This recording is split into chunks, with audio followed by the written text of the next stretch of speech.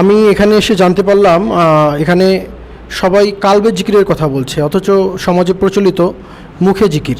কিন্তু আমাদের এখানে এসে আমি জানতে পারলাম যে এখানে আপনারা সবাই কালবে জিকির করেন। কালবে জিকিরের বিষয়ে তাৎপর্য কতটুকু এবং এ বিষয়ে কোরআনুল মাজিদে হাদিস শরীফে কী উল্লেখিত? জি, ধন্যবাদ।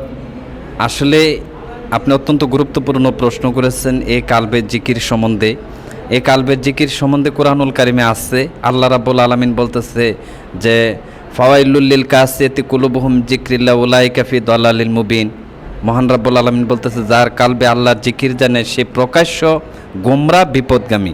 এই জন্য কালবে জিকিরজারিটা অত্যন্ত গুরুত্বপূর্ণ, কারণ কালবে জিকিরজারি যদি থাকে, আল্লাহ বলতেছে সে বিপদগামী, সে গোমরা। এই জন্য রাসূল সাল্লাল্লাহু আলাইহি সাল্লামও বলেছে এই কালবের জিকিরজারি দরকার, কারণ আমরা যে কোনো আমল করি, নামাজ পড়ি, এটা আমাদের কালবে জিকির আমাদেরকে দরকার। এই জন্য কারণ রাসূল সাল্লাল্লাহু আলাইহি সাল্লাম বলছে তোমরা যে কোনো ইবাদত করো যে শয়তান এখানে ধোঁকা দেবে। রাসূল সাল্লাল্লাহু আলাইহি সাল্লাম বলছে আশ-শাইতানু জাসিমা আলা কালবি ইবনে আদামা ফাইজা যাকারাল্লাহ খানাসা ওয়াইজা গাফালা ওয়াসওয়াসা।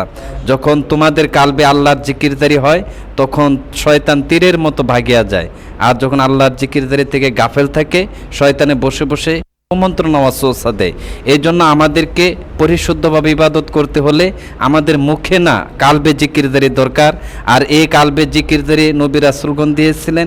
এই কালবের জিকিরজারি বরপীর আব্দুল কাদের জিলানী রহমতুল্লাহ আলাই, খাজা মাইনুদ্দিন চিশতি রহমতুল্লাহ আলাই, বর্তমানে আমাদের মহান শায়েখ শাইকুল আকবর জামানার ইমাম ডক্টর সৈয়দ এম সাইদুর রহমান আল মাহবুবী হুজুরের কাছে একজন মানুষ যখন আসে তাকে রাসূল সাল্লাল্লাহু আলাইহি সাল্লামের নামে তওবা পড়াইয়া তাকে কালবে সবক দিয়ে থাকে, কালবে জিকিরের সবক দিয়ে থাকে।